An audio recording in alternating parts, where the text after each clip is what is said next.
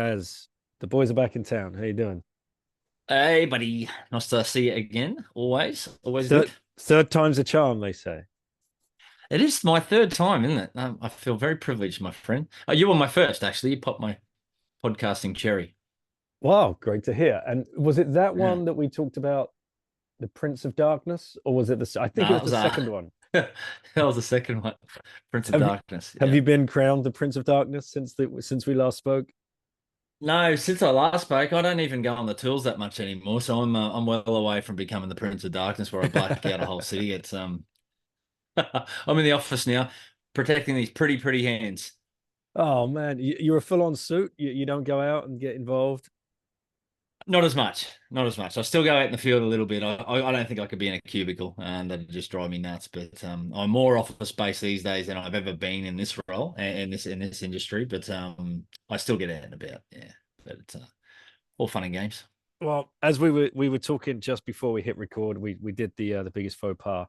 And of course, I need to apologize first to you and to the listeners. I'm on a kind of a shoddy microphone, so hopefully it's working out okay. I'm just on headphones at the moment. And secondly, Lauren's not here, so she can't come and fire the first question at you. So we're gonna miss Damn it, I her. was actually stewing over all day. I'm like, what is she going to ask me? She always asks the best questions. Honestly, I'm like, oh, just trying to anticipate what she was going to ask me this week. Yeah, So well, I got sorry, out of it. sorry to you, and sorry to the listeners. But I mean, so much has happened since we did speak last. You've been doing tons of stuff, Looking Glass being one of them. You've had we had the big conference since, I believe, in Sydney. You We were did. involved in. Yeah, I saw you Yeah. riffing with Canute uh, at the event. And of course, we've Yeah, got so much just general stuff to talk about in Bitcoin land with everything that's going on. And at time of recording yesterday, just before I was going to bed, my Twitter was blowing up because of the SEC Twitter hack. how hilarious was that? Unbelievable, like truly unbelievable. What a clown world. I mean, it's just unreal. So the SEC, who dictate where you can spend your money and how you can spend your money and how you get access to investment options and so forth, can't even protect their Twitter account with 2FA. No, Clown world. We uh, live in clown world. who and by the way, when that gets because we all know very well that if that gets compromised, somebody can tweet whatever they want, and that's going to move a market, which it did.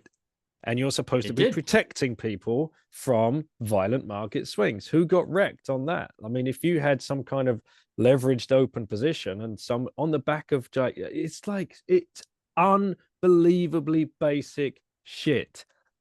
That it's I'm speechless. So yeah, X safety or something. There was a at safety part of X's, you know, entourage. They dug a little bit deeper in there and then confirmed the fact that they didn't have two-factor authentication activated on their account. And yet, like all the plebs obviously start digging through old tweets and start finding all the dirt on the SEC. And one of the things is, we're here to protect your cryptocurrency investments. Make sure you set strong passwords. Make sure you do 2FA, blah, blah, blah, blah, blah. And it's like, mate, you can't even get that right. How are you going to tell me how I can and can't invest in Bitcoin? Well, that's just silly. You do not want to be the social media manager at the SEC this morning. No. What do you think? Do you think it was a draft that accidentally just got hit send, like it was just sitting in their inbox and now they're hiding, or do you think it was legit? I don't know. Maybe there's a sleeper pleb in the SEC and he's just fucking around having a Yeah. great time. I don't know. Like it's Yeah. either way, it's just shocking to see. And I've not even checked the headlines this morning, so I have no idea what the fallout has been, to be honest with you. And I believe today is the deadline day that they actually say yes or delay again. So it's all so much noise, so little signal. This is all we're in I the. saw It's just go ahead. I saw there was a miner or someone described a message on there. It said the SEC chair on brink of second announcement of ETF or something like that. They've described it in the block now. So Oh, I love it. Absolutely love it. All right, man. Where should we kick off? Should we'll start with Looking Glass? And I did want to talk to you about UTXO management because that was um the impetus for this. I know we've had it set up for a while. And yeah, yeah. you've been doing a lot of threads about coin control and consolidation and things like that. So it's obviously a rabbit hole you've been pulled into. And I know you, Daz, when you get into a rabbit hole, you do not leave it unexplored. Yeah, it's pretty, and it was pretty timely actually when I started tweeting this out. Was around about the same sort of time that we started to see this fee increase. So it's been pretty, topical for most Bitcoiners at the moment, just due to that high fee environment. And it's one of those things like some plebs just don't have the time, inclination to really dig down. And like I was guilty of this too. Most Bitcoiners in the space were like, you should DCA, take it off exchange whenever you can, put it into cold storage, which was always great advice. What we probably missed and weren't real clear and critical on is this concept around UTXO management. So that's where I've been spending a lot of my time lately is on call with fellow plebs, helping them out around their custody. And one of the things that keeps coming up is this UTXO management. So I guess the good place to start is just to give anyone listening who's not familiar with it a bit of a brief on UTXOs and what that means and why it's probably pretty critical now to be thinking about UTXO management. If you haven't taken the time to think about it, probably now is a good time to do it, All right, particularly that we're seeing let's keep it reasonable fees again. let's keep it dead basic. Let's walk this through for the discerning pleb that really this is either for the noob or it's just a refresher for the so-called expert in mixed capitals and lowercase and air quotes, right? Yeah, So yeah. Trying to let's distill it down. UTXO. Let's just start right there because some people might be listening and thinking, what the hell does that even mean? Like, what are you talking about? I'm buying Bitcoin. So UTXO stands for unspent transaction output. And essentially all it means is every time you send yourself Bitcoin, in most cases, if you say send Bitcoin from yourself from an exchange to your cold storage, you are essentially creating a UTXO every single time you do that. And why that's important is say you want to go and move Bitcoin in the future, whether that's sending to another address or spending or sending back to an exchange to spend to fund your lifestyle, whatever the case may be, each time that you go to move Bitcoin in the future, you'll be extinguishing UTXOs, and you have to use them in their entirety. So you can sort of picture this as like you go down to the supermarket and you've got $100 bill. So if you sent yourself $100 in the past, that's one bill. That's $100 bill. And if you go to the cashier and you say, "Hey, I want to buy this item," she said it's $10.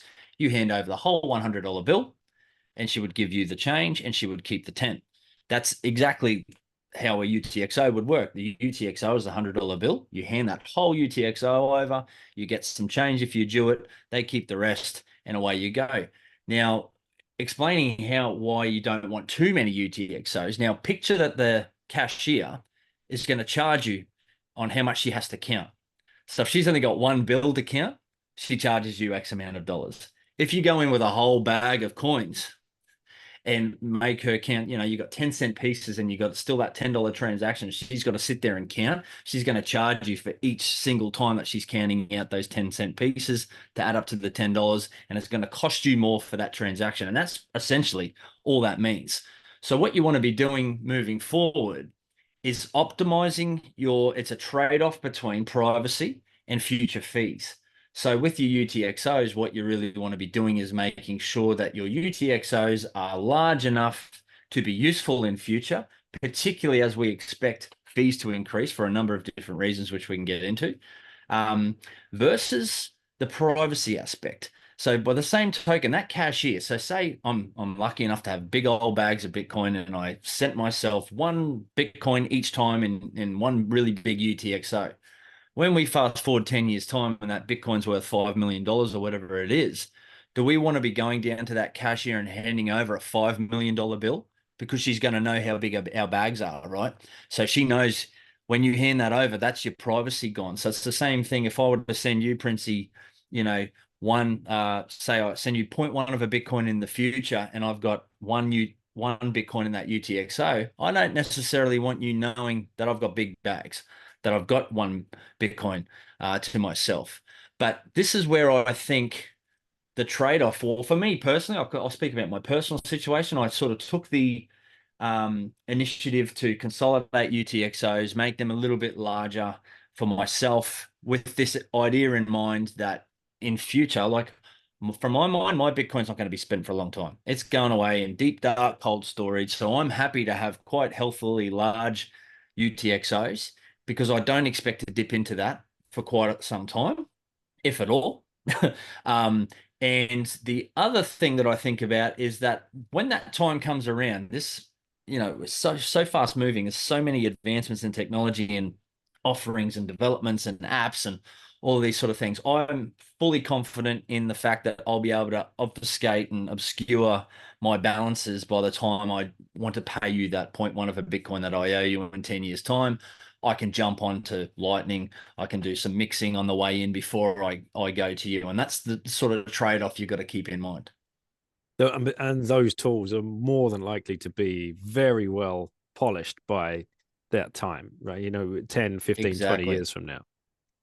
Exactly. Well, I mean, they're there now. You can do that. It's a little bit of friction, and it's not quite easy and smooth now. You can do it now though. So Mhm. in 5 or 10 years' time, that's going to be even better, So I was that was gonna be my next question.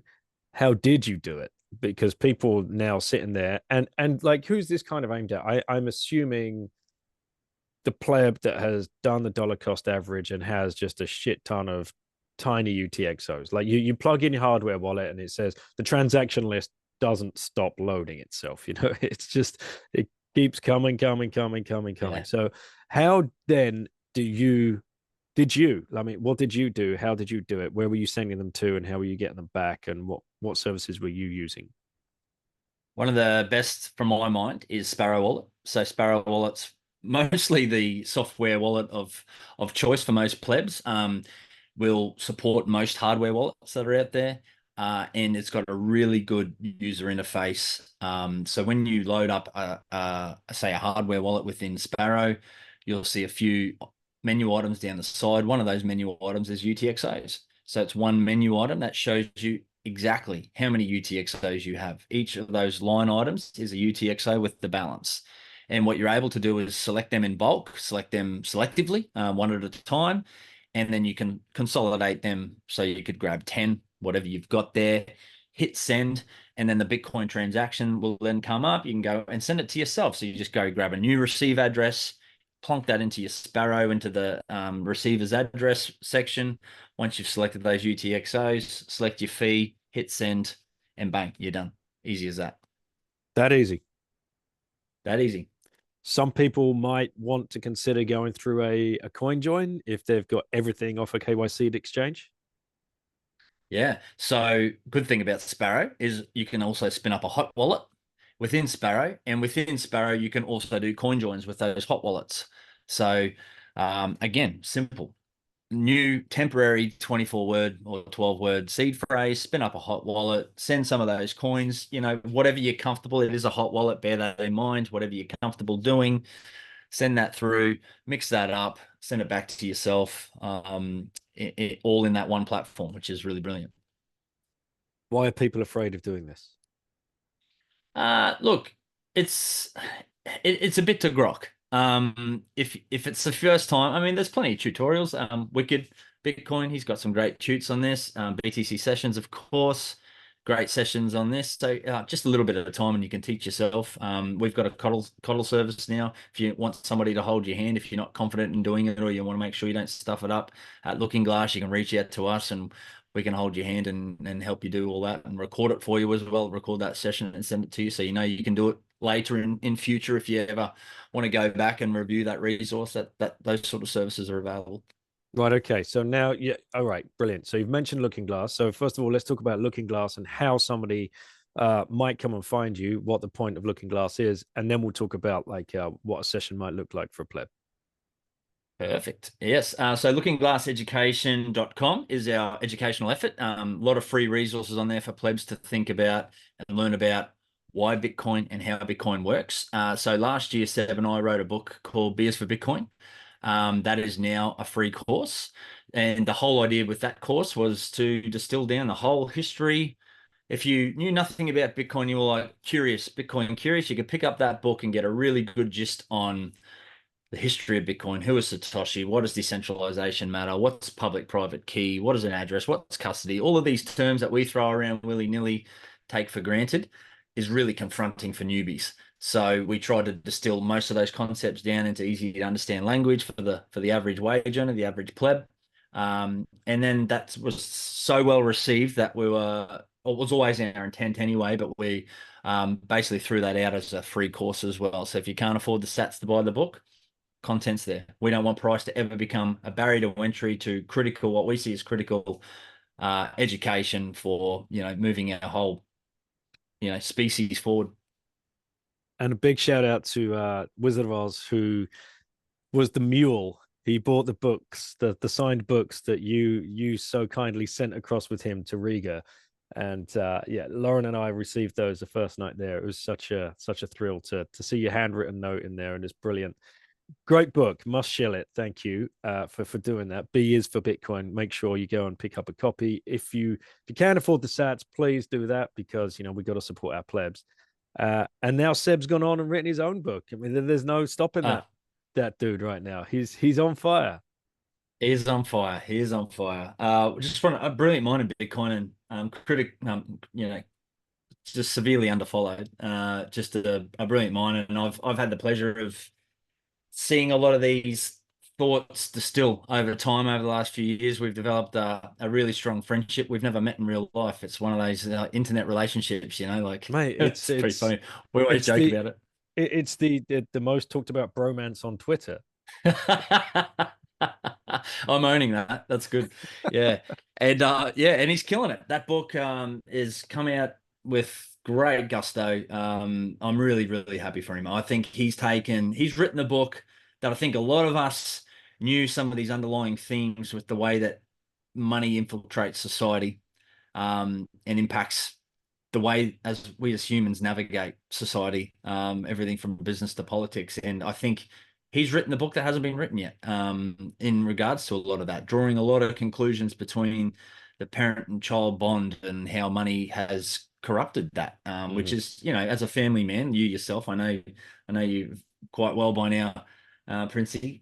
We sort of sing from the same hymn sheet in this regard. As family's number one, and a lot of Bitcoiners are like that. Family's number one. That's why that's why I resonate with this community so much. Is we all have similar values around the way we see how we should be raising, connecting with our children, and being there for them, and doing all of that. And unfortunately, the fiat monetary system that we've grown up in has robbed us of those values.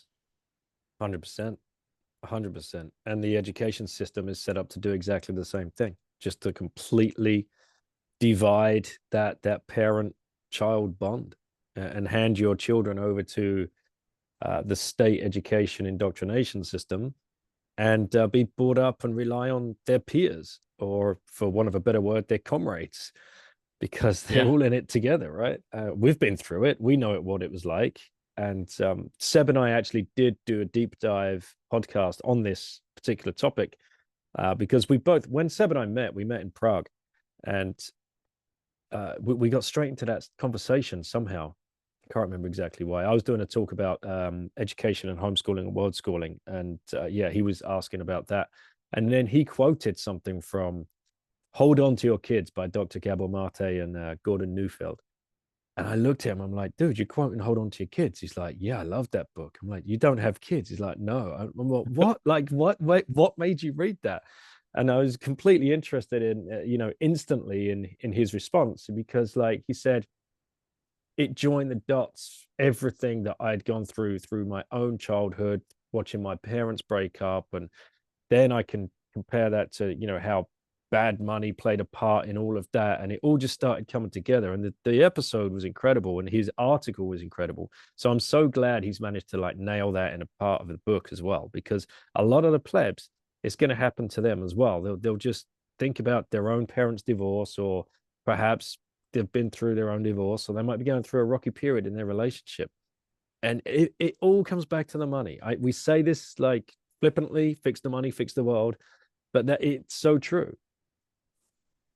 I remember reading that book for the first time, sitting down the beach. My wife was actually in the hospital, so I was waiting around for her to just getting a minor procedure done, and I was waiting around for a few hours for her. So I'm sitting down the beach doing the first draft edit of that, and I just remember sitting there reading, and my little mind just going because as much as time as we've spent, I never really truly understood how well he was able to articulate all of those thoughts. And after a couple of iterations, it just got better and better and better. And I'm just super chuffed for him, to be honest, because he worked his butt off for that book.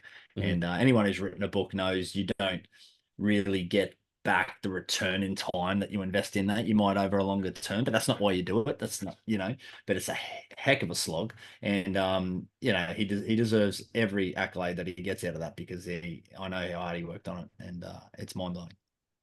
So Looking Glass. Why should the plebs go and look at Looking Glass? Who's the kind of pleb that needs to go and look at Looking Glass? Yeah, so we've just spun up another service. It come out of some work we were doing with the blue collar Bitcoin boys around Bitcoin for Basics, and we started getting a few plebs reach out to say, "Hey, I don't quite understand this. Can you help?" So we spun up a service called Coddle on there, which is a paid for service where if you want us to hold your hand for anything in regards to what we pride ourselves on is trying to navigate through the options with custody, self custody. And if you're a pleb out there who's just questioning anything from this, what we spoke about earlier, like UTXO management through to, hey, I've got it in a single sig, is that the best option for me? What are I mean, there's a great saying in Bitcoin circles, there are no solutions, only trade-offs. And that is so true when it comes to custody. Um, and, I like to share a little bit on my own journey. Really, I think for most plebs moving forward, if you're in Bitcoin here now, it's come to the realization for most of us that you will be a high net worth individual within, might not be this cycle, but it'll be definitely within the next, 2 or 3 cycles. So if you're here now, you will be a high net worth individual. And I'm really lucky to be working pretty closely with Peter Dunworth and Andy Pattinson from the Bitcoin Advisor as well, by bringing some of those learnings around Pete's experience with dealing directly with high net worth individuals and trying to bring some of those learnings in for plebs.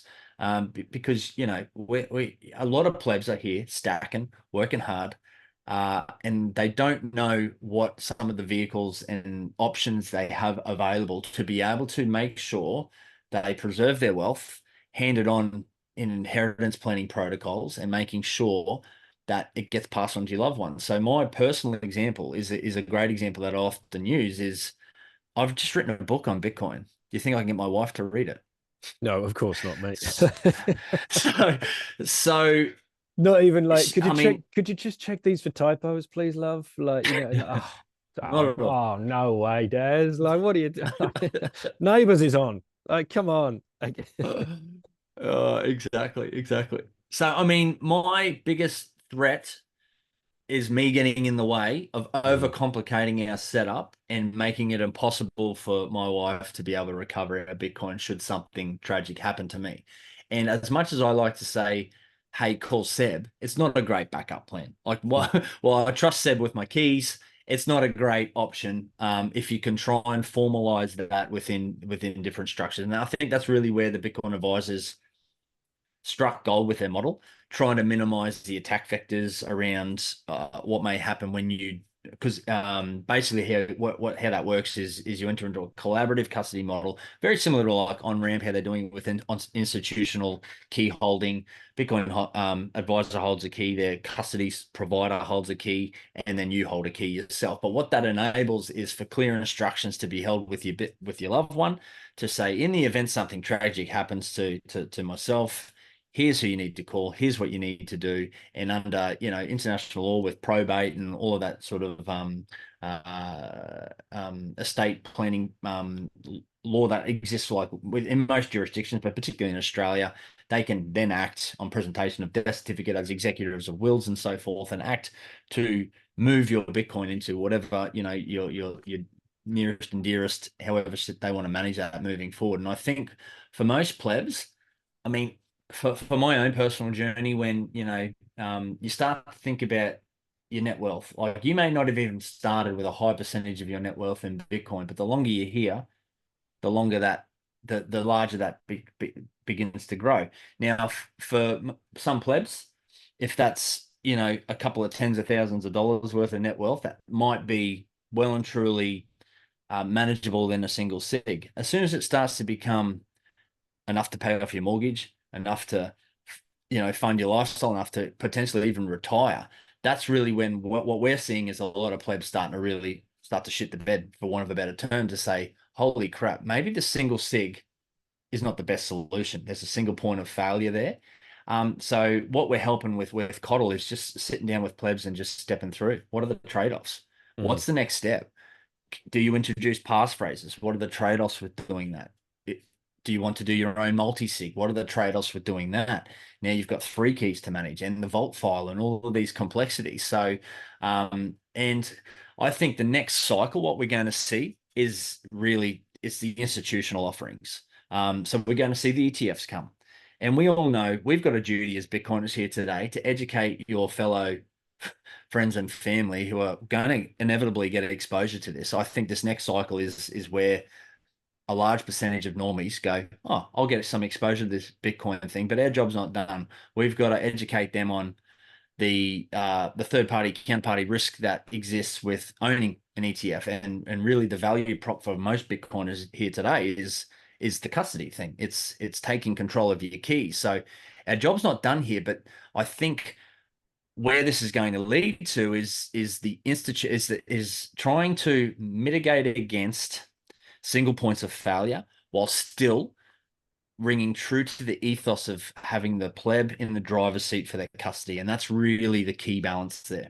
Mm-hmm. Exactly, because the privacy maxi is going to be screaming at the podcast right now is like, do not give your keys to someone else. Do not have Exactly. them in control, even as a collaborative custody style model. So Jesse, just last night we were talking about this and the work that they're doing at OnRamp and how they're trying to figure all of that out, and it's interesting. Did you guys even speak yet, about what you're With doing? Jesse? Yeah, No, not necessarily yet. No. yeah, should do.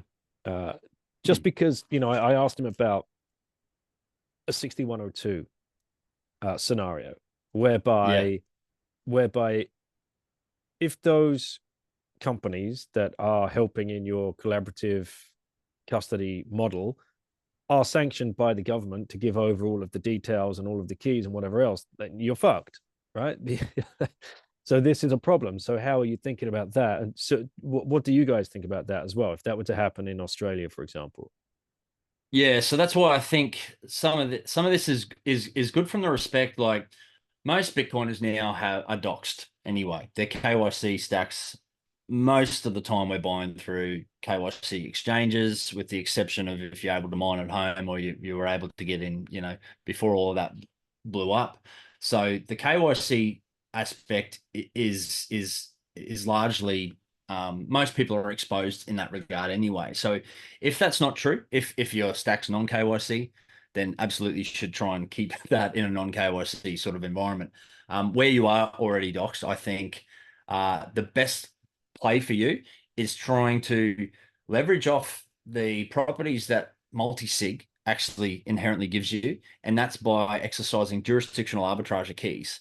So in the event that the US were to sanction Unchained, having the Bitcoin advisor in Australia gives you another key in another jurisdiction, and we can act. The likelihood of both of those entities going down in the one time is not. It's. I couldn't say it's zero, but it's lower probability. At least you would think we would have some time to act in between that. But by having those keys distributed geographically, I think this gives you an extra layer of protection in terms of shit. If something did happen, and I was seized, what can I do about that? Because Mm-hmm. if you're in single sig and you're doxed, okay, you're still within your control. Take the keys out of my head. That's definitely a value. So what I also think most plebs are starting to think about is I think sometimes we get hung up in this is the be all and end all for my entire stack. What we're finding more and more is plebs are starting to think about splitting that stack up, still in manageable chunks, but getting a few layers of protection in. So you might have half of your stack in a collaborative custody type of model where you have distributed keys. You've got maybe another quarter of your stack on a single sig plain Jane, no passphrase protection. You might have another stack with passphrase protection and all these sort of things. So I think there's a lot of different options, but it's overwhelming for a lot of people who can't invest the time to be able to do the work, because I think multi-sig's easy to understand, but you've got to do a bit more work to then understand what are the trade-offs and how now do I have to best manage that? Where do I save my vault file? How do I back up the keys? Where do I store those keys? Do I store them together? Do I store two together? Do I store three together? Do I have three different entities, three different places? So there's all of these layers of complexity that you've got to spend a little bit of time to be comfortable with your setup. And I think that's really what the next cycle is going to be, is a lot of education around, righto, now you've got exposure to this thing. What's the best way for you to do it for yourself? Because everyone's circumstances are different too. Like if your wife has been on the journey with you all along and she knows how to back up those keys, you've got less to worry about than, say, somebody in my situation who she won't read the book. Come on, honey, read the book. It's not hard. Please, just read the book. You know, and there's plenty of plebs out there in a similar situation. And like daily, we're just having conversations that are starting to really reinforce this approach around there's plenty of people who need help. So if you're a pleb out there and you're thinking, how can I add value to this community? Put your hand up and say, we can help. Stand up your own service. Say, if your friends and family, you're gonna get here. I'm here to help. And I think Hmm. we still suffer uh, just putting a hand up in the first place and asking for help, right? Because one, you don't want to look stupid. And this goes all the way back to the psyop in the classroom. One, you don't want to look stupid in front of others, and especially in front of Bitcoiners who we know can be very, very toxic in the written word, but not in person, not on Zoom calls and whatever else. So just to, for a little bit of social proof, how many hours a week are you spending with plebs, walking them through self custody and having these kind of conversations? At least probably 10 to 15 at the moment. Wow. And that's Outside just of you? outside of Fiat Slave Mine. That's just you doing that. Do you have any other guys on the team doing that as well? Yeah, so so there's four of us within Looking Glass. So myself, Dahlia, Kudzai, and Seb. I'm probably at the moment doing the most. We've had a lot of interest with in Australia in particular. I think that's due to the fact that the Bitcoin advisor is Australian, and we also have we're really lucky in Australia. We've got self-managed super funds, so our retirement accounts. We've got forced savings that go into a traditional superannuation system, but we can actually, as plebs, set up our own self-managed super funds where you set up a corporate trust, you become the director and the member of that, and you can actually self-custody Bitcoin in that scenario. So just that in itself, like if you know you can't touch your keys for the next 20, 30 years, it's like, oh shit, now I've got to manage that key for 20, 30 years. So that's where we're getting a lot of interest with in conjunction with the Bitcoin advisor is, hey, I've got a self-managed super fund. I need some help there. And by the way, let's have a look at my other custody and how can I optimize that to make sure that, I've got all the ducks in a row in regards to that. That's awesome, man. So there you go, plebs. You heard it here first. 10 to 15 hours a week Daz is spending with plebs and the three other guys, if they're just doing 5 hours a week themselves, right? That's a lot of people putting their hands up saying, I need fucking help. So Yep. don't be afraid. Keep asking the questions, put the hands up, speak to Daz. And it doesn't even matter if you're Australian, right? You can speak to anybody from all over the world and just help them out with this. That's right. So I mean the Bitcoin advisor as well. They've got now a whole host of solid plebs all over the globe. So someone can find your time zone. But yeah, likewise with Coddle, we tried to. So Kudzai's in South Africa, Dali's in the US, and Seb's in Canada, and I'm in Australia. So we got a lot of that covered too. But so by all means, there's always a time slot we can align. And if you just need a hand, you just want a chat about your custody, we're here for you. That's what we want to do. Our main goal: make sure that custody, that Bitcoin's not on exchanges and in a custody solution that matches what you're trying to achieve. That's Mhm. ultimately the number one goal. And that is a paid service. So I'm happy to do initial consults, just to have a review, and then if it turns out that you want to have someone hold your hand while you do that. That's the paid service. But at the moment, we're just doing this free. Okay. So what would the paid service cost if somebody did want you to go through the whole thing with them so they're completely 100% comfortable? 165 US, and for as long as it takes. So Right. that's normally a 2 hour session. We'll normally record that.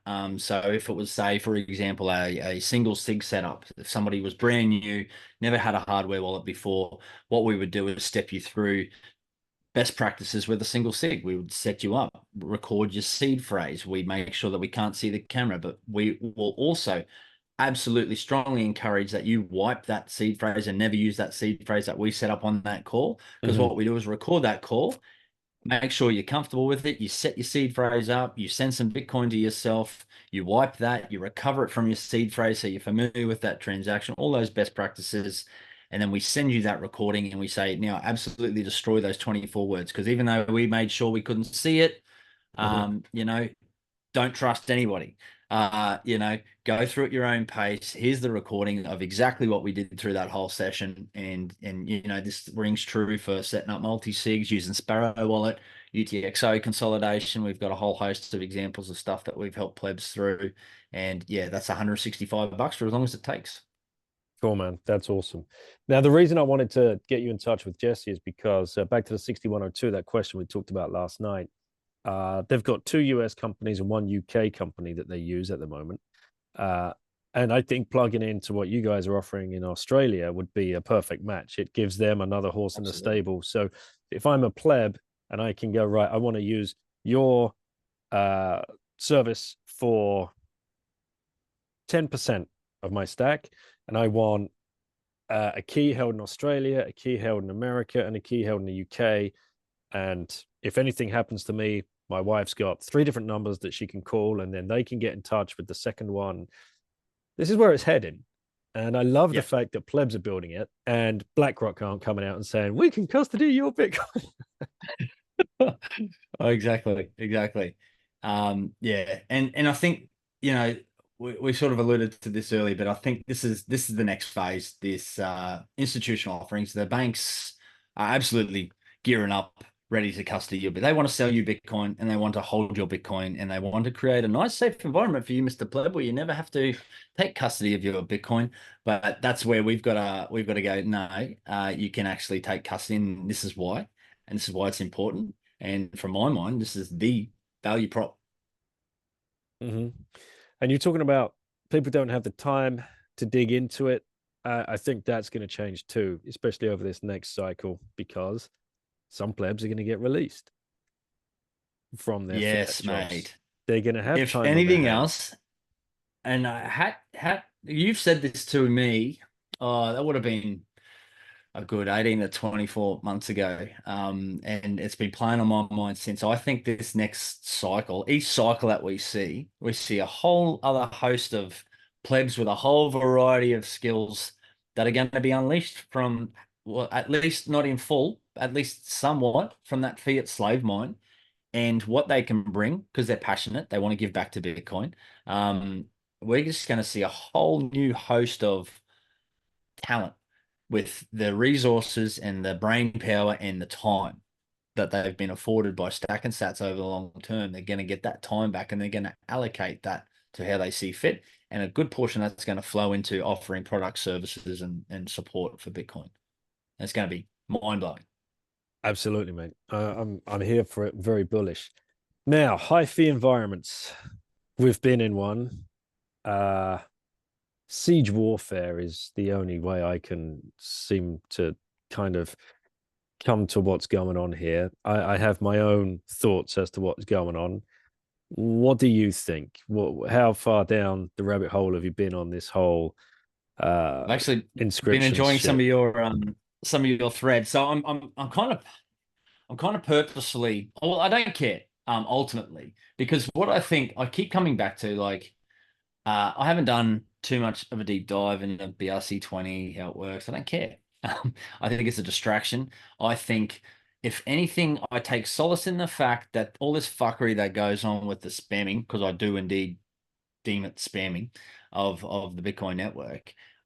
We know, thanks to some of the work that you did digging around in the plebs in your comment section on who's behind most of this, and it's no surprise that it's the fuckers who want to, who tried to co-op Bitcoin the last time, right? The big blockers and the BSVers, as well as these clowns who wear wizard hats.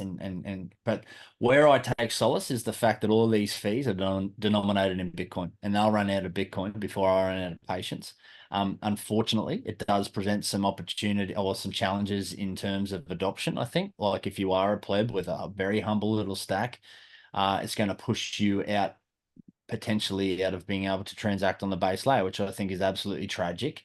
But what I do also take solace in the fact is that it does start to spark up some conversations around scaling solutions, and it does incentivize um, not only developers but miners and all sorts of actors to start looking at what does the next high fee environment look like.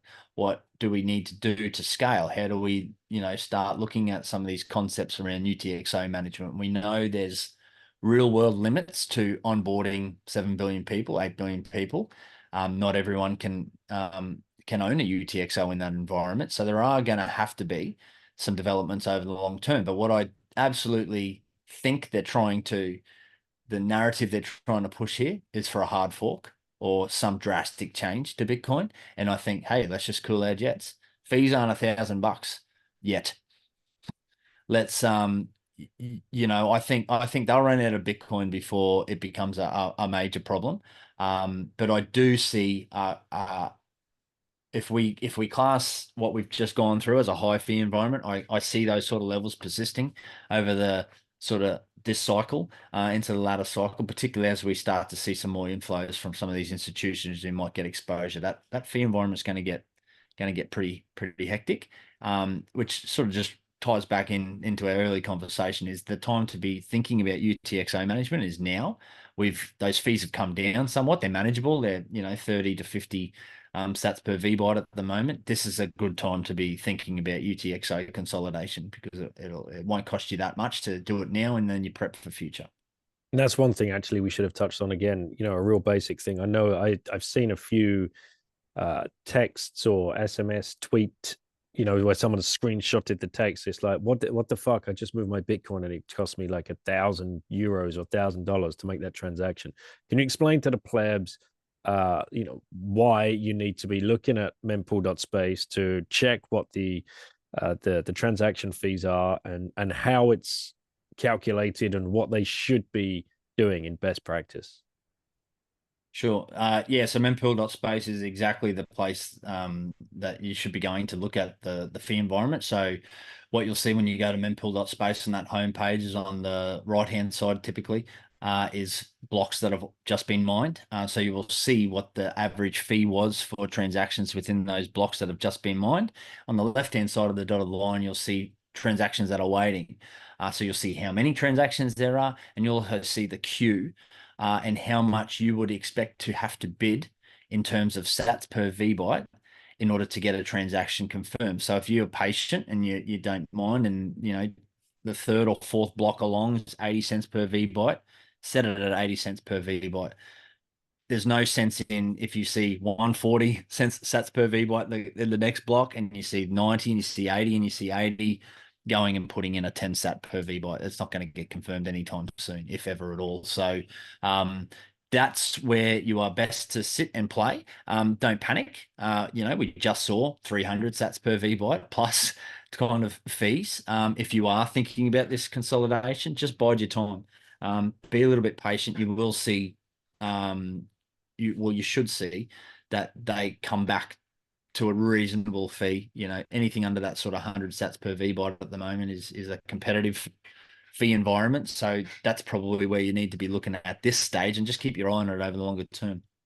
Yeah, I'm a bit guilty of spending too much time looking at it. Actually, I spend too much time on mempool.space. yeah. It's probably, when you check your screen time on your phone, it's probably mempool.space is probably, a couple of hours a day. No, I'm not that bad. And when you're talking about spam, let's clear up for people what we're talking about there. For example, I'm just looking in the last block that was mined, and I'm just hovering over one. What's beautiful about mempool.space is you can click on the block and then scroll down a little bit, and it tells you what was actually in that block. And they're all tiny little squares or larger ones or whatever. And you can just hover over each one and it tells you exactly what went down. Obviously, you can get yourself lost in a huge, deep rabbit hole. So, get a warning there. But I'm looking at one transaction here. Somebody sent 1,000 sats, right, and paid $11 for that. This is Yep. nonsense. That is It is what we're nonsense. talking about. When we're talking about spam, this is what's pissing people like you and I off, because this is pure spam and it's siege warfare, I believe, like I said, on the Bitcoin blockchain. It's pricing people out. And the way I analogized it in a tweet, it's like, imagine walking past your high street bank and there's 255,000 people queuing up around the corner, and you just and there's the old lady at the end of the line that needs to get her pension out so she can go and get her dinner and whatever else, and all these other monkeys are in the queue before her to just deposit 1 cent and then pay $5 to deposit that 1 cent, and people are jumping in line ahead of her to do that. Right, that's what's going on, and that's the best, and it's the Absolutely best way right. I can kind of analogize it. So, is that ethical? And people will say, "Oh, well, the banks are happy because they're taking the fees. It's a free open market." It's like, fuck off, guys! Like, this is ridiculous. Like, this is pure Yeah. spam. It's an attack. It's being done purposefully, and it's well funded. And it just shows, Yeah. again, Bitcoin. What's the beautiful thing about Bitcoin? It shines a light on that person's soul. And look at Yeah. who everyone that's doing this, you're being exposed and you will be expelled. Finally. We already know who you are and what you're doing, and you're out. And you'll run out of Bitcoin. You're spending sats, you know, unless you've got access to a fiat printer on the other side that you're exchanging, for that Bitcoin, which, as you said, they are well funded, but at the end of the day, uh, you know, it's denominated in sats. The fees are denominated in sats. They're not denominated in fiat. So hopefully they run out of money. They run out of real money, real Bitcoin, real quick. Fingers crossed, mate. Mm. Right. What's going on? What's the scene in Sydney for this year? You've got another conference coming up.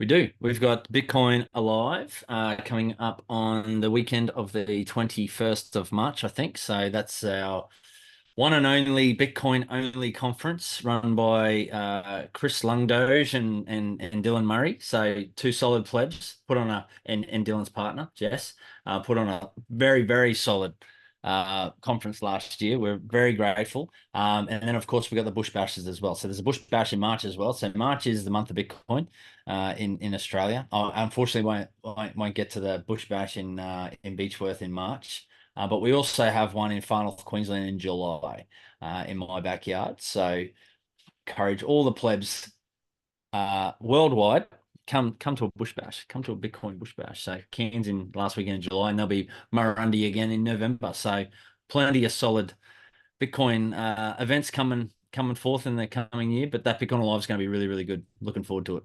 How many people do you think are they expecting? Did they have any clue on numbers yet? Great question. I think last year, I don't even know what the numbers were last year, but there was definitely a couple, definitely a couple of hundred, easy. Yeah. But yeah, I don't honestly know, Princey. But I also am very jealous of you guys. I was hoping to make it to Madeira Oh, this year, but alas, I will not this year. But that is going to be epic. I know Seb's making the trip over. Dali's going to make the trip over as well. So that is going to be one epic conference. I think that'll be the conference to make all conferences, shiver in their boots. I think it's going to be an epic one. yeah, it's going to be great. And Andre's doing a great job putting that together. And yeah, some big names coming across, which is good to see. And of course, the president there is fully supportive of the whole thing. I, I would go so far to say is he's far from being orange pilled, but he's fully open to supporting the plebs and just inviting Yeah, anybody here to help carry the message and get that education out there. So, what more could you ask for, really? great to see, isn't it? Great to see. I'll get there one day. Probably in the next cycle. I'll get over to Madeira, come and check it out. It's a beautiful place. Andre's just doing a phenomenal job, and he's a phenomenal pleb. Really, really quite privileged to know him. You know, he's just a great guy, great family man, great family values, great Bitcoin values. He's just a solid pleb, and I wish him all the success because I know he's got his ass hanging out at the moment trying to get this thing together. It's a big job. It's gonna be awesome. That's a good Aussie saying. I knew we'd get a few in there. All right, mate. I know I've asked you this question a couple of times before, but it changes every time for people. So if you had one last orange pill left to give to somebody, who would you give that to and why? I was thinking about this today. Look, not that I think they typically deserve it, because no politicians deserve it, but I think what we're really lacking in Australia is a solid Bitcoiner politician. We don't have any. There's one guy, last name Bragg. He's been co-opted with the crypto crowd. Mm, There's a blockchain institution or some bullshit in Australia here who are in his ear, so he's all about crypto. But there's been some really solid senators who are freedom maximalists, tend to lean on the side of liberty and freedom, and we're all about freedom of choice through the last couple of years. We all know what that's about. But they're not Bitcoin. I've tried reaching out to their offices. I've emailed them umpteen times, offering free education to their staff, free books, you name it, and you just get crickets back. So if I was to choose the instant orange pill, it'd probably be those two or three senators. So Senator Antic in South Australia, Malcolm Roberts in Queensland, and Craig Kelly. I think he's down New South Wales or Victoria way. So that'd be the three, because I think it's dearly needed. Us a couple of politicians in Australia who really understand it, because that just then the only reason I'm really keen for that to happen is because we are so behind the times in terms of adoption as an industry, particularly with what we spoke about in that last pod. I think around the opportunities it has for our energy industry, hmm in particular. We are a country that's got a massive transmission network spread all across the country with massive overheads, massive waste, and Bitcoin mining is the perfect customer for energy. And shit And tons of those stranded convers energy as well, right, Daz, in Australia. shit tons of it, Oh mate. my Shit tons. goodness. But So much. We could probably power the Bitcoin network three times over with our stranded energy alone. mm, We've got so much of it, everything from wind, solar, and uh, all those squeaky renewables that they like to talk about. But you can't get a foot in the door with the conversation. I've spoken to plenty of plebs here who've tried to stand up mining operations. The one that had some success went broke. They're no longer here. There was an operation in Byron Bay. But you can't get a foot in the door with the regulators. You can't get a foot in the door with the government agencies. And that's mainly because, in my humble opinion, most of our infrastructure, energy infrastructure is government owned. So when you're a government owned entity, you don't care about profit necessarily. That's not your no, main driver. When you're a exactly. private company, your main thing is profit and returns for shareholders. So you're always looking for that edge. And I think that's the main difference on most of these countries that we're seeing with friendly policies to energy and Bitcoin mining have private industry involved with that, because they're looking at the bottom line and going, holy shit, that energy buyer of first and last resort is a perfect customer for us. They'll turn off when we need them to turn off. They'll take up as much load as we want when they want them, as long as the price is right. And at the moment, so in Australia in particular, we've got what we call a duck bill curve, and it's very common across most energy, with a lot of solar. So in Australia, obviously, really sunny place. We've had a lot of government incentives to try and encourage every single home to go and put a shit ton of solar on their roof. But what happens is nobody's home through the day. So what we end up with is this load profile, and they call it the duck bill because it looks like a duck, where all of the solar is starting to push onto the grid, and it actually causes stability issues. So what happens when we've got too much solar and not enough demand, not enough people at home cooking dinners and all this sort of thing through the day, is that solar becomes too much generation, and our spinning turbines, which is what creates our nice stable grid, starts to feel that pressure. So what can happen with that is we overload. They don't have enough load to maintain a nice healthy spin, and we get grid instability because of the frequency fluctuation. So in Australia, we're 50 hertz. US is, I think, 60 hertz. That's the heartbeat of the system. That's the tick-tock, keeping that nice steady beat. When you have too much generation, or on vice versa, too much load, if you've got too much load, it slows down. If you've got too much generation, it speeds up. So all of a sudden your heartbeat's starting to fluctuate, and you see like goes into fibrillation, just like your normal heart if you suffered a heart attack or something. So that's the problem. So what you need, and they're actively telling me, I've heard it on a number of occasions. It's like, we need to encourage people to use power through the day. And we go, hello, we've got some containers that we can park anywhere you want, full of basically heating elements, right? That just so happen to hash. We can take that and we will be profitable if you give it to us at the right price. So these energy generators, so if you're a hydro energy generator, like you've got a weir and a water source and you're going to pump through, you will be charged if you're generating through that period of time to generate. So it's negative price flows. It makes zero freaking sense to anybody. And if you've got a load center that, if the price is right, you can turn off and on at will, then it's the perfect customer. And with the weir example as well, this is one really gets me going, because there's a lot of hydro in France. You're fucking around with the fluctuation of the river, right? It's Ecosystem. not yeah, the whole ecosystem is getting wrecked. So like, if you're worried about the lesser spotted green-backed newt, which like you will block a freaking motorway in, like, in protest over, we got an issue, we got a fucking solution here. Like, we can put them back and they can thrive, and we can stabilize the grid, and it is all down to these, like you say, these, well, ASICs as we know them, like the best customer ever, right? Buyer of first and last resort, and they don't complain. Nope. They just do it. They just do the work. Exactly. And create a revenue stream. 100%. 100%. And in the past, you go. I was going to ask, because wasn't there a big, huge Tesla type project? Battery? The battery project way out in the desert or something, and he was going to power a town purely off like a solar Tesla battery. Was that a psyop? Was that a lie? Did it fall over? No, that went ahead.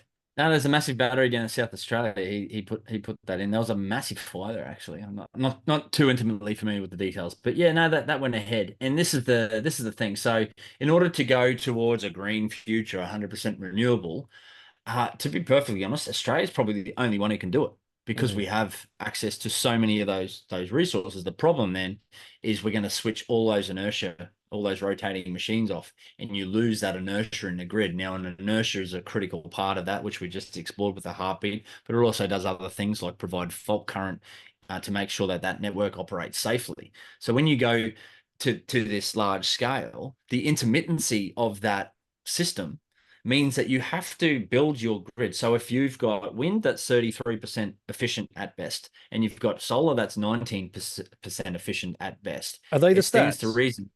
They're the stats, and that's for You're Australia. kidding. So You're kidding. you go 19% for solar in Australia. Yeah, well, that accounts for the fact it's only shining for 6.5, 7 hours a day too. So Wow. that's the capacity factor of installed capacity versus usable capacity over 24-hour period, right? And so they're the stats. So if you're going to build a grid out, so what we talk about in the industry is this term maximum demand. So maximum demand is your maximum billable demand. That's the maximum revenue you're ever going to get. That's everybody comes home at once. They turn all their TVs and everything back on. But what you've got to do to maintain a stable grid, if you're going to have a renewable system that's 30% efficient at best for wind, you're going to have a grid that's 3 times the size of your maximum demand to counter for that. Now, if your maximum demand is your maximum billable demand, who picks up the bill for the extra 2/3 of capital that's going to be required to build out that infrastructure? It's going to be you through your power bill, or you indirectly through your taxes, through government subsidies to make that the economics work behind that. So here's another classic example of where Bitcoin is the perfect customer, because it's like, hey, we don't care where we get our electrons from, but if you want to build out a grid that's 3 times the maximum that you're ever going to be able to build, maintaining the status quo, how about you let us shave off some of that 2/3 and give us the right price, and we'll be there for you. And when the storm blows in, and all the solar drops off, or the wind just dies out and all of the wind drops off, you just send us a signal. We'll be ramped down within a minute. You can have all that power back until you're ready. The storm recovers, you got your sun shining again, and we'll just fire back up again. It's the perfect customer. Would you point your hash rate at Ocean? Yeah. Boom. All right. So you mentioned Malcolm Roberts. Interesting. I remember seeing, and for those not listening, he is a politician, right, in Australia. And I don't know what his jurisdiction is or where or. He's a Queensland senator, so in our upper house. I remember seeing him seeing a clip of him on a chat show. Man, we're going back a handful of years with Brian Cox, and they were talking about Dr. Brian Cox, no, Professor Brian Cox, excuse me. And they were talking about climate change. And he was the only guy in the room just basically like, this is all bullshit. Well, he wasn't using those words because he was on television. And Cox just lost his shit and he started throwing paper. Have you seen the research? Blah, blah, blah. And it was really very good piece of greenwashing. I don't know whether Cox actually believes he has to be too intelligent to believe like all of the greenwashing. I mean, we've all come to, not all, many of us have come now, through the work of Alex Epstein and Safe. I've listened to them guys ripping about it a lot. There is a huge hole in the narrative around climate. And Malcolm Roberts was one of those people, and I know he still beats the table on that. He would be the perfect guy to talk to about this exact solution. 100%. So 100%. the plebs listening, those Aussie plebs listening, how do we get Daz in front of Malcolm Roberts or any of the plebs that can go there with, and this isn't the thing, right? You're not going to roll up in your hoodie and your Real Bedford t-shirt, right? You're going to go in your suit and tie. You've got a brilliant slides projection that you can talk him through, or even his team through. The numbers, the figures, the facts. Yep. Ready to go. Plebs bombarding with emails, I guess, is probably one approach. But yeah, we just got to get in front of them. It'll only take one, because there's a lot of them, and they're all from different parties and everything. But they're now starting to coordinate a lot of efforts, just pushing back against the fuckery that goes on. So all those guys I'm mentioning, Rennick is another one that I forgot to mention. That guy too. They've been holding all these people's to task through COVID, through lockdowns, through the greenwashing, through the carbon pricing, all of this stuff. They're seeing right through it. They see an agenda from World Economic Forum and the like, and they're calling it out on their bullshit. And they're getting, and they're forming strong connections. So they are, in my mind, primed to receive this message. Just got to get through to them. The incentives for these people are votes, right? So having the presentation focused around votes, and a drop in energy price for your constituency would bring you a shit ton of votes. But stabilizing the grid for your constituency would bring you a shit ton of votes. That has to be like the way in for to Trojan horse this idea of Bitcoin mining into. And like they could mine that revenue straight onto the balance sheet of the and then lower taxes.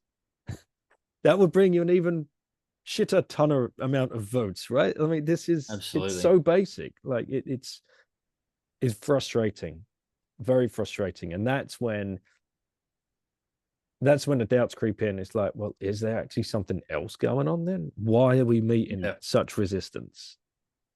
Yeah.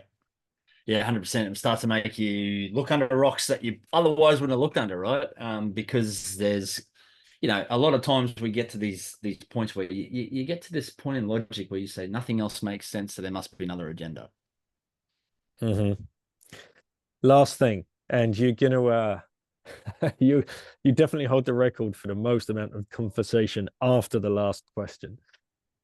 So I remember DMing you 2 months ago about EMFs. Because I Yep. know you are an electrician, you've worked with electricity for goodness knows how many decades. You'll be able to tell us in a second. What are EMFs, and should we be aware of them? Should we be afraid of them? Is something being overhyped? Is there something here? What's your take as a professional Sparky? Electromagnetic fields absolutely exist. They exist everywhere. They exist in nature. Um, Particularly in and amongst your house, anything that's got in particular alternating current, so AC systems, so all of your houses and everything, you will have an inherent amount of electromagnetic field. So when you have current passing back and forth, it creates a magnetic field and it goes out and it collapses. It goes out and it collapses, and it's doing that 50 times a second. There's been plenty of studies, and we all know we can't trust studies necessarily because we've got to peel back the layer on who funded studies over time. I am aware of a book. I'm yet to read it in full, but there's a book called The Invisible Rainbow, which talks a lot about the correlation between certain technological advancements in society and an overlap to things like plagues and diseases and COVID and all of these sort of things. I'm not about to sit here and pretend that I'm an expert on EMFs. I do know I've looked at some of the literature in regards to EMFs, and I absolutely understand from a fundamental physics perspective how and what is happening to your body. I mean, we are all just energy, right? So we're Mm. all vibrating on a cellular level. I personally believe, firmly believe, that the 50 hertz going through your AC, and that's what you tagged me in one of the plebs had a EMF reader that was reading something above acceptable levels just in their AC circuit at home. I don't know what was acting on that device. I'm not saying that that wasn't true, but at 50 hertz, that's such a low frequency in terms of stuff that we know is ionizing and radiation levels that will cause damage to cells are at multiples, millions of multiples above that 50 hertz that we see in our AC circuit. So from an AC circuit perspective, I don't think we've got too much to worry about.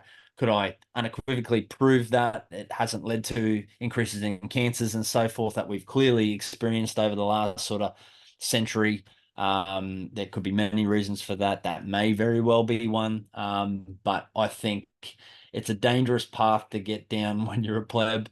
The next stage is walking around your house with tinfoil hat because you are actually trying to protect yourself from those EMFs. That's the whole premise behind the tinfoil hat theory is stopping yourself from the exposure on the EMFs from your brain. Now, all of those higher frequency systems like your Wi-Fi at home, the 5 gigahertz frequency, that's starting to get into the realm of things that could actually start enacting on your cells. So if we are all just cells and there's and we're all just balls of energy with millions of cells buzzing around in tight, formations, um, very well that frequency, that radio frequency could be enough to be playing on a more cellular level on everybody's body. But I don't think 50 hertz is. Right, man. Grounding. Have you gone down that route yet? Are you walking around barefoot? I think I've just lost your audio. Something's unplugged itself. The EMF frequency is too high in Daz's front room right now. What's going on? Can you hear me now? Yeah. Gotcha. Yeah, I'm Yeah, back. Sorry. The EMF. Someone was on me. They've cut my feed. They're onto exactly. us. Yeah. What was the question? Grounding. Yeah, I absolutely think that's a thing. So, I come from science, right? That's my background. I was brought up spiritual. I was brought up in a Pentecostal Christian. My mother was heavily, heavily religious. I rebelled against that. Didn't What jive with me. what does that mean? Pentecostal? I don't know. Pentecostal Christian. They're the ones that speak in tongues and faint and do all of these crazy things, put their hands in the air and connect with God, and they're pretty churchy. I don't know if that's just an Australian thing, but they were pretty, yeah, that's pretty wild to experience actually as a kid. Hmm. So, as a teenager, I kind of rebelled against religion because I think this is hooky kooky. This is not right. And then I grew up very science based. I grew up, engineer background, Sparky by trade, enjoyed science, enjoyed blah blah blah. But sort of as I've gotten older, starting to explore some of those old tomes and the old theories and the old writings around spirituality and what that actually means. And it, funnily enough, ties right back into science with quantum mechanics and all sorts of things. So we are just balls of energy. So I think there's absolutely some truth in grounding, absolutely some truth in getting connection to ground, because in an electrical system, the mass of the Earth over a big enough space is there are infinite paths of resistance, which basically means that it's zero. It's absolute zero in terms of potential difference. So when we think about energy systems and voltages, voltage is just a potential to do work, and it's always reference to ground in all systems. So if you've got a DC system, it's reference to ground. If you're in an AC system, it's reference to earth. And when we have an electrical event, like in an electrical industry, when you've got a wire that hits the ground, that is going back to its source. Energy always wants to go back to its source, and it will find through the mass of the earth infinite paths over a big enough distance. It will travel through all of those minerals and cracks and crevices all through the mass of the earth in order to get back to its energy system, the generation point. We are just balls of energy. It absolutely makes sense to me to be grounding, Hmm. to be touching grass, to be actually touching the mass of the earth in order to just connect, go back through, reset. If you are constantly walking around in shoes, on your tiles, on your carpet, you're never actually touching bare earth. You are never touching absolute, zero in terms of potential. Damn. It's harder for us now in wintertime to kick your to That's a pull your commitment. to pull your socks off and get out there in the frosty grass first thing in the morning. That's a tough one. And I know you Aussies, yeah, you wet palms. What are you talking about, mate? Get out there, you'll be right. But That's getting better. You're working on that. You've yeah, been well, improving. I do want to get over there for one of the bush bashes, and I don't want to be like the only palm in the room. So I've You got to won't get, be. We accept all kinds. There's all sorts of ring-ins. yeah. We let you in this country, even though you kiboshed us centuries ago as the convicts. We still let the pure bloods come back in, I guess. Nice to know. Nice to know. All right, mate. So I think we've covered everything. We've done EMFs, we've done grid, we've done mining, we've done Looking Glass, we've done Bitcoin Advisor, and the UTXO management, which is the main reason that we wanted to do this. And we shield your book. Yeah, So we did chill the book. where can people come and find you, mate? If they, want to interact, carry on the conversation, help out in any way, what's the best way to get hold of you? Yes, you can find me on Twitter at DAZBEA, at Daz on Nosta, and lookingglasseducation.com. If you want to reach out, Coddle session, the courses are there, links to the books, all those sort of fun things. And yeah, if you're a pleb and you need a hand, reach out. We'd love to help you. All right, man. Love it. Have a great evening. And thanks again for all you do for Bitcoin. Love your work, Princey. Can't wait for number 4. All right. See ya. See you, brother.